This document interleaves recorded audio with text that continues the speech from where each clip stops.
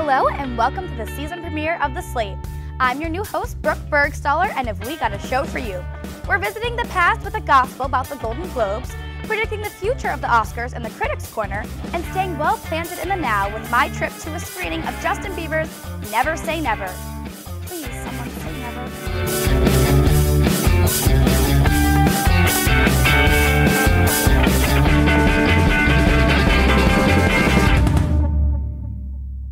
Well, enough about Egypt. Today in movie news, we've got a lot coming your way. Well, let's just start with Just Go With It. In this new-to-theaters movie, Adam Sandler plays a plastic surgeon. Apparently one who has never looked in the mirror. Too bad he can't use that scalpel on his personality.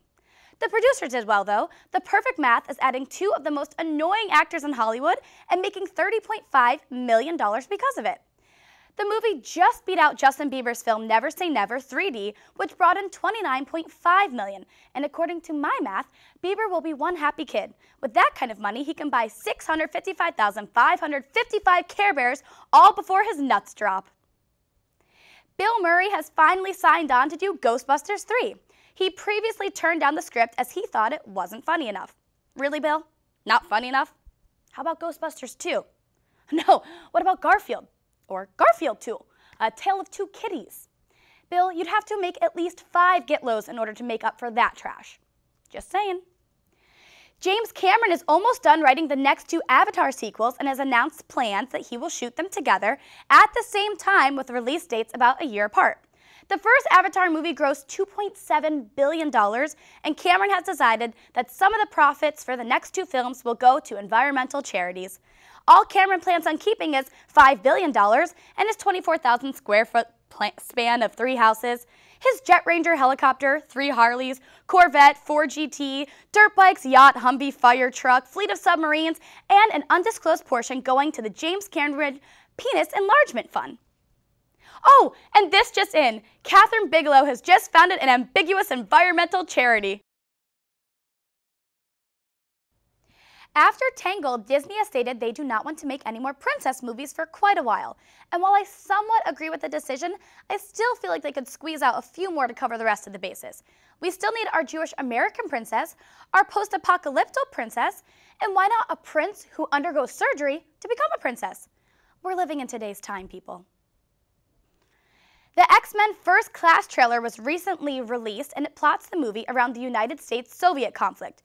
Transformers 3 rewrites the first steps on the moon to be just as sketchy as we thought, and Peabody's Improbable History will make all the glory days of America appear to be at the doing of Robert Downey Jr., except for Prohibition. I guess Jews figured if they couldn't be a part of politics in real life, they could make it happen in Hollywood. Oh, and I can make fun of Jews because I'm almost one. Andy Serkis and Sir Ian McKellen have finally agreed to return as Gollum and Gandalf in the new Lord of the Rings movie to be directed by Peter Jackson. Speaking of Peter Jackson, he was rushed to the hospital this week with a perforated ulcer. I guess that's what happens when you eat too much Orlando Bloom. Kevin Smith is back in the news for the first time since his last trip to the airport. He apparently has a horror movie coming out called Red State about some teens who get an online invite for sex and find religious fundamentalists who are evil or something.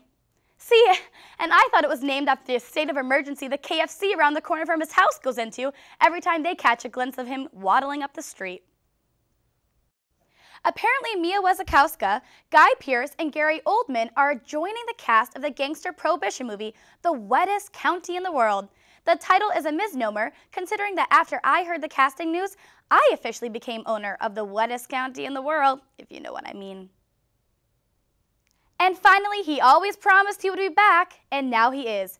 Arnold Schwarzenegger is back in the game and wants to do a movie called With Wings as Eagles. It's a movie where Arnold plays a Nazi soldier who gets an order to kill some kids, but then doesn't, and we can only hope kicks the Third Reich all the way back to the First Reich. But he has no acting ability, you say? Well, you can just shut up, because I saw him in Sex and the City 2, and he was phenomenal. Oh wait, that was Sarah Jessica Parker? Oh dear, she is an ugly, ugly woman.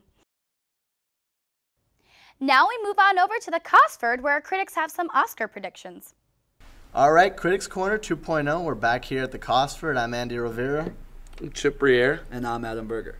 We're here to talk about our Oscar predictions. So why don't we start off with Mr. Yacht Clubby Chip here. great year for the Oscars. Very excited. It's going to be a great race for Best Picture. Got movies like The Social Network, Inception, King's Speech, Black Swan. It's going to be a great competition. Best actor as well, James Franco, Mark Wahlberg, all those guys. It's going to be exciting. I'm very, very excited. Well, let's talk about Best Supporting Actor now, because I know that one's a little bit controversial. I think maybe Jeffrey Rush just might get it because, I hear the talk of the town is his career's gonna be over soon, and Christian Bale, he's got his whole life ahead of him, so they just might give it to Jeffrey Rush. Who knows? I believe sucking smoke into your lungs will kill you. My physicians say it relaxes the throat. They're idiots. They've all been knighted. Makes it official then. But Christian Bale did play a really good crackhead. He knew it. He knew what he was doing. I mean, it was incredible. I think it's going to be hard to beat, man. I mean, he did a good job. It's going to be a tough one, I know. I mean, you look at what Christian Bale did. He went from being the Dark Knight and Jack to being a skinny crackhead. I mean, Jesus. Yeah. His body's going to get destroyed, but, I mean, I love it. I know. It's for my entertainment. And he really redeemed himself, in my opinion, from that bad movie he did with Johnny Depp about the bank robber. I forgot what that was, but he Public Enemy. Public Enemy. Yeah, and honestly, he saved that movie, The Fighter, because Mark Wahlberg could not have carried that on his own, and Mark Wahlberg took a step back. He wasn't he wasn't overacting like in The Happening, where everything was happening. Oh my God! He just he played an understated character, and Christian Bale really did a fantastic job. But you're right, Jeffrey Rush. I mean, like you said, you can't ignore the fact that the Academy does take things like that into consideration. That a great career is coming to an end. You watch the fight, and you'll see the plan. Hey, Meg, what is it? You're scared, embarrassed because you don't even have a plan on me, brother. Just tell me. Go. You gotta run against this guy. Let him punch himself out. Take him to the body, right? Get inside. Switch stances like you're gonna work his right. Hit him on the left. You ain't me. Well, do you guys think, though, more generally about Inception, that it's gonna be hurt by the fact that it was, came out almost last summer. It came out last summer. I feel like it might be hurt by the fact that it's been parodied so much, that it's been critiqued so much, that it was such a complicated movie that we've heard about it ad nauseum, Inception won't get it just because movies like that don't win Best Picture, unfortunately. But hopefully it'll get Best Original Screenplay because that's what it deserves. Mr. Cobb has a job offer he would like to discuss with you. What kind of work placement?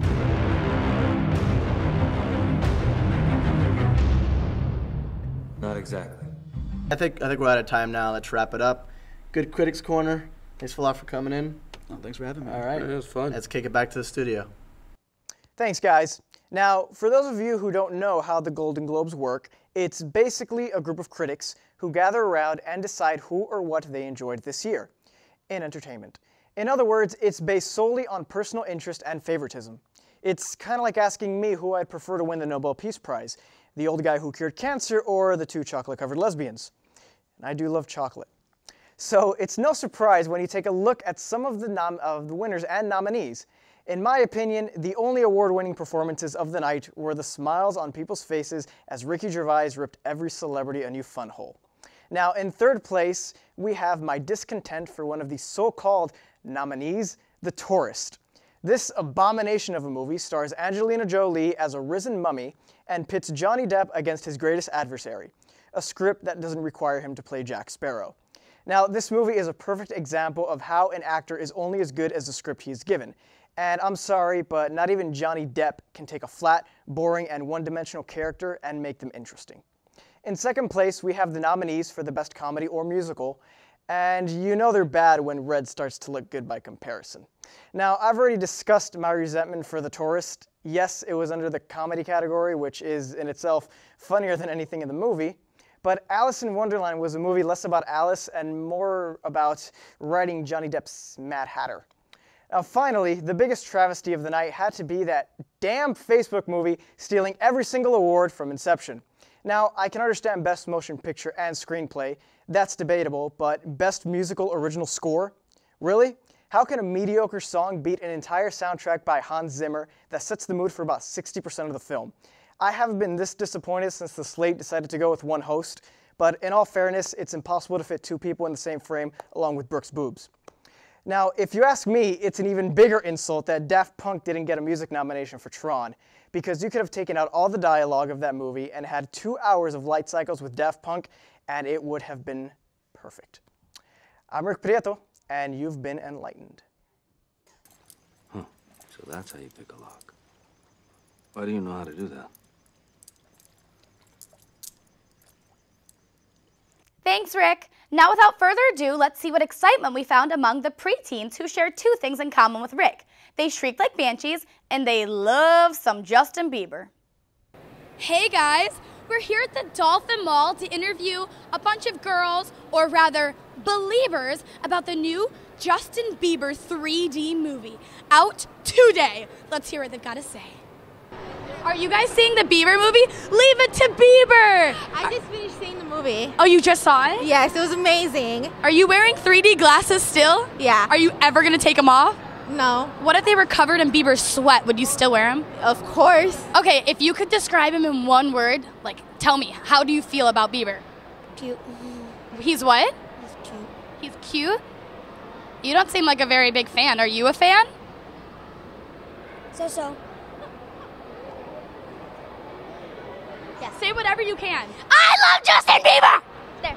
How much do you love Justin Bieber? I have Bieber fever. You have Bieber fever. Who's like the better fan? Me. Not you. No. Will you guys, like, would you mind fighting it out? For him? Yeah, for Bieber. Oh, yeah. Like right now? Yeah. What if I told you Justin Bieber's going to be here today? We would die. I would die. No, I mean, he's actually going to come. Is he not coming tonight, you guys? I would die, like, right there. You're lying. No, You're I'm lying. not lying. You're lying. I'm not lying. Justin Bieber will be here tonight. At what time? Never mind. What would you do to meet Justin Bieber? I would do anything. I would like try hard in school. That's why I didn't go to his concert and I started crying a lot. Every day I cried. Oh my God, that's a horrible story. Justin Bieber's over there. Oh my God. He's not. He's not there. Hold on. We're gonna have a kissing contest. All right, mack it with Bieber. Mack it.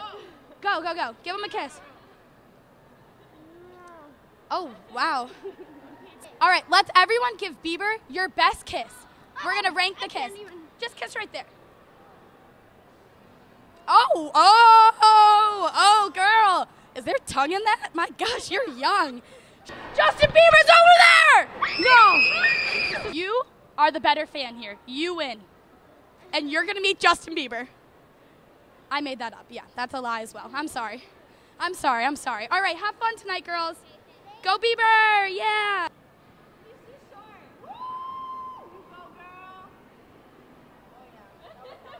It's probably unsanitary, but what would you do to Bieber?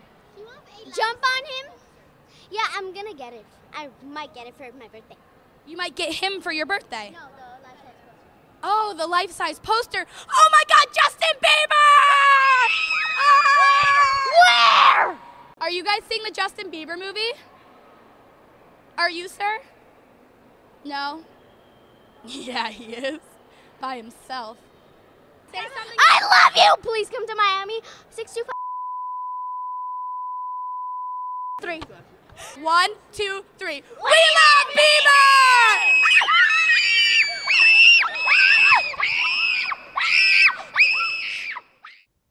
Thanks for tuning in. We hope you guys enjoyed your time with us. Be sure to check out our channel on Vimeo and YouTube. Subscribe to us on Facebook and Twitter. And check out the slate and all the other UMTV shows at umtv.miami.edu.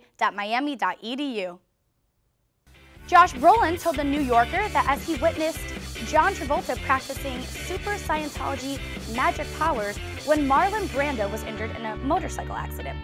Brolin claims Travolta healed Brando's cut with a wave of his hand. That's right, he healed his cut and made him go crazy, get fat, and die. Julia Roberts has signed on to play the evil queen in an upcoming Brothers Grimm Snow White adaptation. This will be a huge departure from Eat, Pray, Love. Here she will play a cold-hearted, selfish bitch, whereas in Eat, Pray, Love she played a cold-hearted, selfish bitch.